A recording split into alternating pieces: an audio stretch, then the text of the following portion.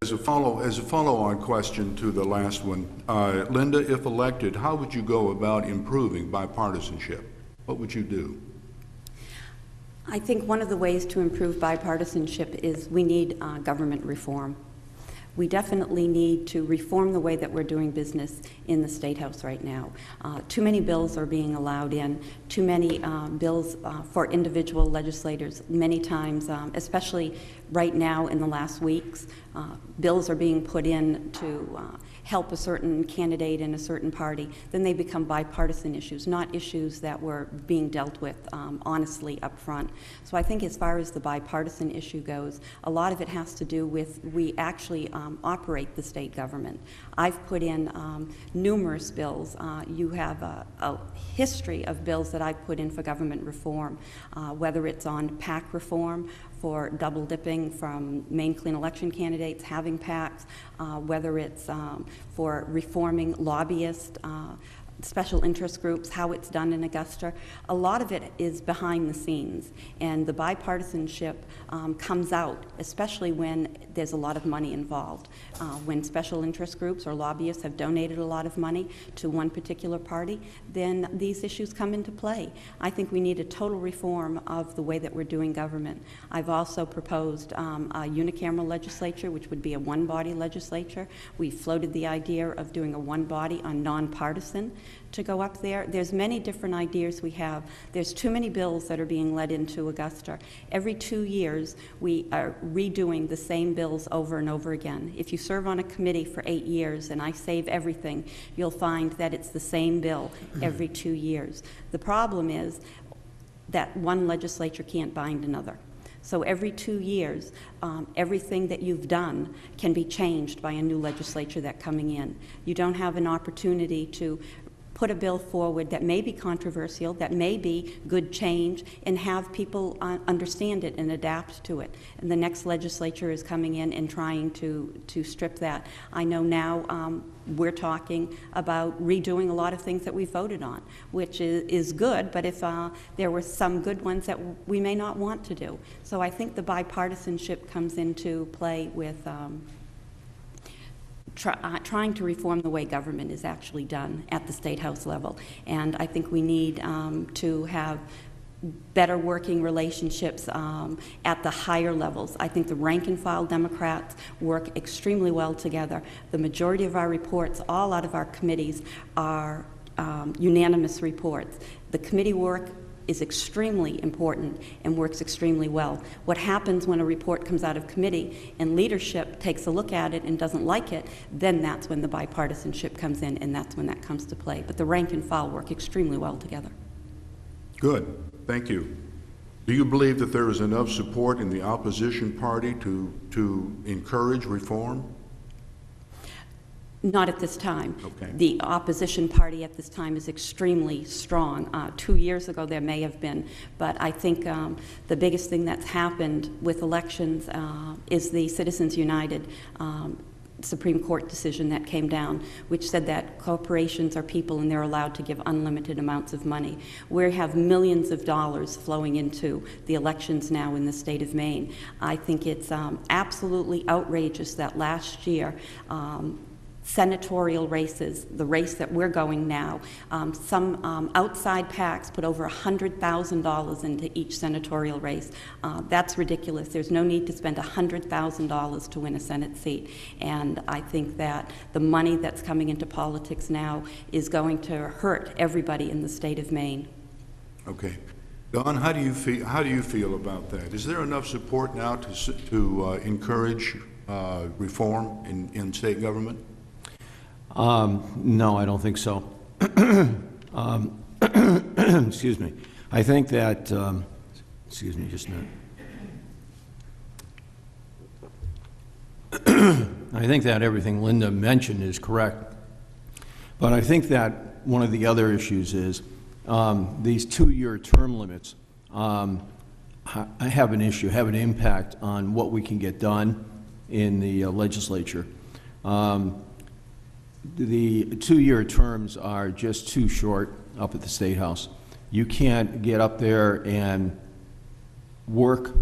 try to develop good working relationships with the other side of the aisle in 2 years. There has been discussion to expand the term limits to 4 years. That would, in my opinion, create a better long-term relationship with the other side of the aisle, and allow us to do good work.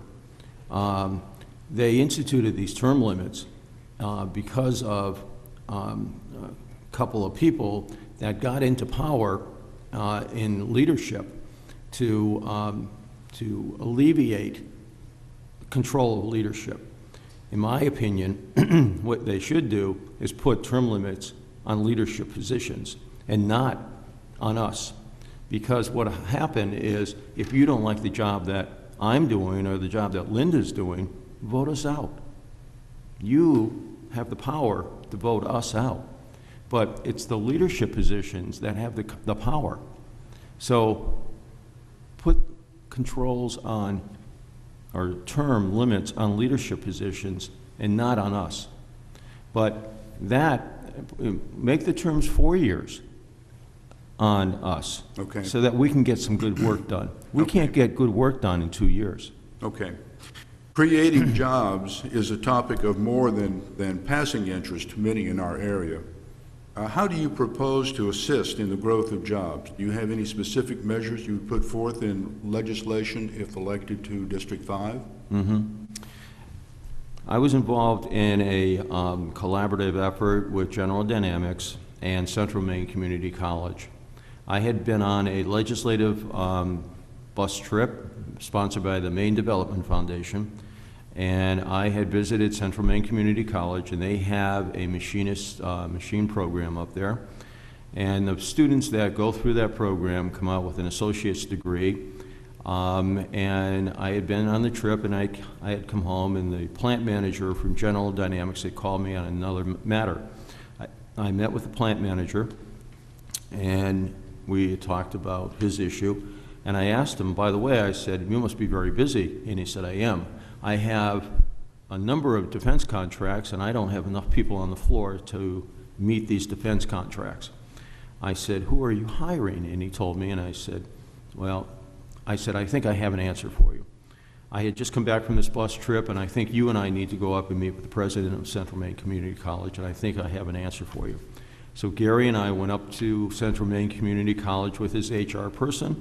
We sat down with the president, and my idea was that we were going to create a feeder program as the students graduated from Central Maine Community College. We were going to send them right to General Dynamics so that they were going to be trained and ready to go to work and become productive workers on the floor. That was one of the missions, and we accomplished that. However, the people that were being hired by Gary that were unskilled, we took them and sent them up to Central Maine Community College when the school was closed, and we used their teachers and some of the people from GD and used their facility to train them, to make them as productive as we could. And it was great. When the school was closed in the summer, excuse me, when the school was closed in the summer, we took the unskilled laborers and put them in the dormitories. And they used the school to house them, and they used them and they used the school. General Dynamics paid for everything. It was so successful, they used it numerous years and created a very skilled workforce. So that was a short-term fix for General Dynamics. In the meantime, I've met with Charlie Lyons, the president of York County Community College, because I wanted to take that same model and implement it in York County Community College. Good. Quickly, working with President Fitzsimmons, we have now gotten a grant to offer 24 scholarships to students to implement a manufacturer's program to get 24 students scholarships to go to work in York County. That's just the beginning of the program that we started here in southern Maine. Good. Okay. Thank you, Don.